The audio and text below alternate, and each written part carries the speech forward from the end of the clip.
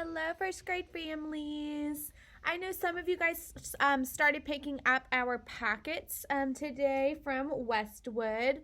If you didn't, don't worry about this video, but if you did, I just wanted to make a quick video to kind of explain the things that are in it and kind of what you need to do with them before we get to use them in the classroom, okay? So it might be in a different order in your packet, so I'm just going to go through the order that's in the one that I have here.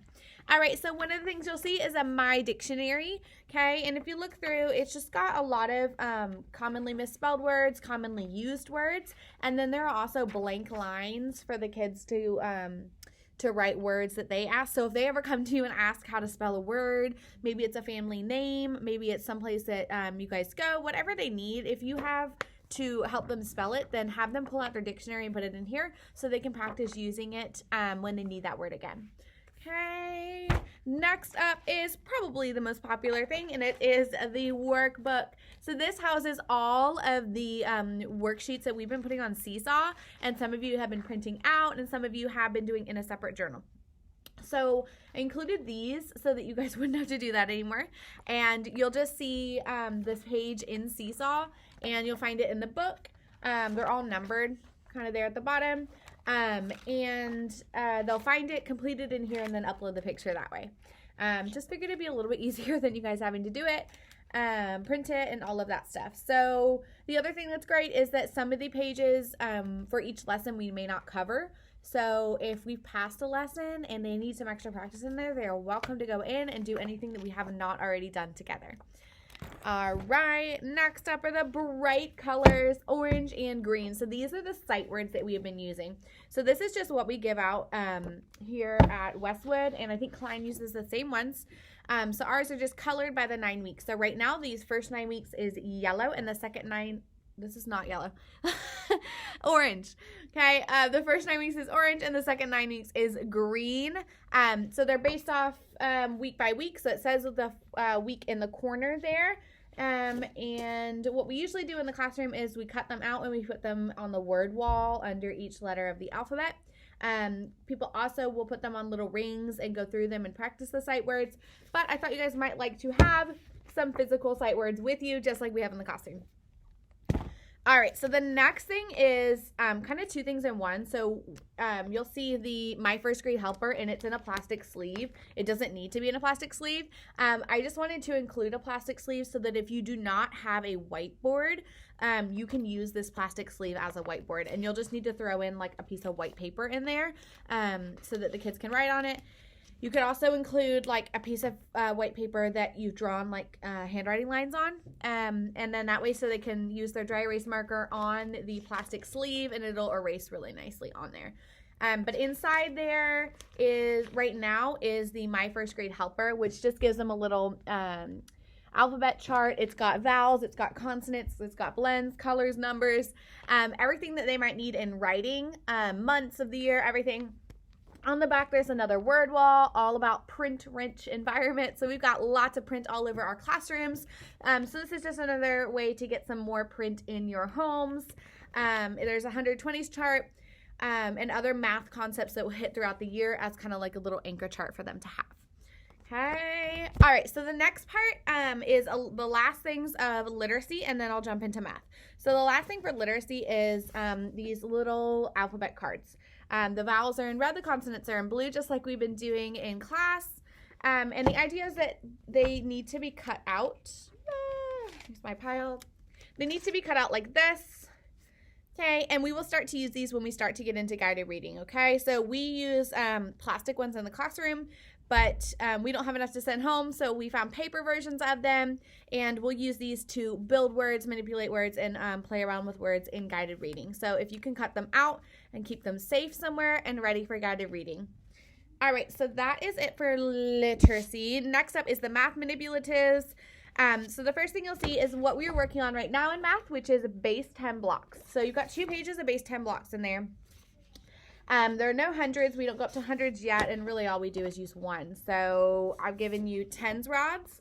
There were no ones cubes. So what I'm asking is that probably like either one of these pages, when you cut them out like this, Okay, if you could continue to cut them so that they have some ones cubes. So just take them and right on that line there, just cut out the little ones cubes. They're going to be small. They're small in the classroom anyway, but they'll need these ones cubes quite a bit to be building numbers. So they'll look like this, okay? And we'll use those in our math time. When you're cutting them, it would be a great time to reinforce that this is a 10 and it's made of 10 individual ones. All right. Next up is some more math manipulatives. So these we use for counting, building numbers, all of that. So what you'll do is you'll cut them down along the dotted lines. Pretty much anywhere you see a dotted line, you'll have to kind of cut around. So they'll end up about this small. So these are our linking cubes. We use plastic ones in the classroom that link together. So we use these for measuring, for building numbers, everything like that, counting, one-to-one matching, everything. We'll use these in math time and also in small group math as well. Okay, and kind of the same thing with the counting bears, the pretty little counting bears. So those will need to be cut out individually as well to about like that size. We do lots of things. We do color sorting, organizing patterns, counting, all of that kind of stuff with these bears. The kids love them. We use them as plastic, but these are the paper version for you. Okay, and then we've got our shapes. Okay, so we're going to use these a lot this year. We got some fun activities to do with them in the fall and in the spring. So again, you'll cut these out, whoops, along those dotted lines as well so that they're the individual shapes. Okay. All right, so the next kind of things are some mats and some things that we are going to use. So a 20s frame, just so that they do not have to sit there and draw out a 20s frame. When they're using these, they might use the bears in there. They can use the linking cubes in there. All different kinds of things can go in there as we're doing addition, subtraction, different things. There will be lesson times when we say, hey, pull out your 20s frame and your counting bears, and we're going to do some addition, subtraction, something like that. Okay, I threw in a 120s chart.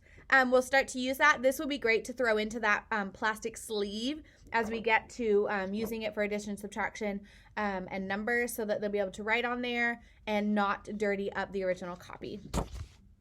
Okay, so a couple of these next things, you have like 2 printed on the same page, and that's just honestly how they came.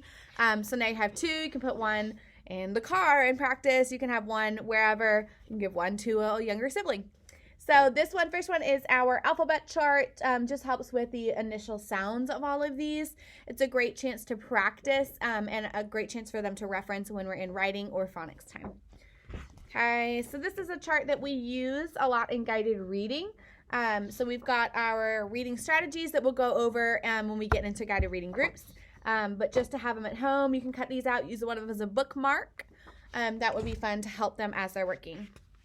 All right, so these next ones are some mats that we'll use as we practice math, and these are things that you can slide into that page protector to make them reusable and have them be able to use the dry erase marker on there. There's a chart that looks like this that we'll use with our 120s chart, a 10s and 1s chart that we'll get to use soon. Yay! Let's see. Okay, a part whole mat that we can use, and a larger part whole mat kind of that we can use. We'll use like our counting bears on there and other things like that. We'll get into time here soon. We start with time to the hour. So I wanted them to have like a clock that they are able to manipulate themselves. So this one is in there. They'll be able to cut out the hour hand and the minute hand and manipulate them around. Ooh, that way. They can manipulate them around as we learn time. Honestly, showing them something on the screen is just not as effective as them being able to put their hands on it and move it around and see how it functions. There are also an analog and a digital clock in there that you can slide into that page protector and use a dry erase marker on as we get into time practice. This is something I will have them pull out when we get to working on time and have them slide in and say, okay, show me, 1 o'clock on the clock. They'll hold them up and that'll give me a quick way to assess them as a class.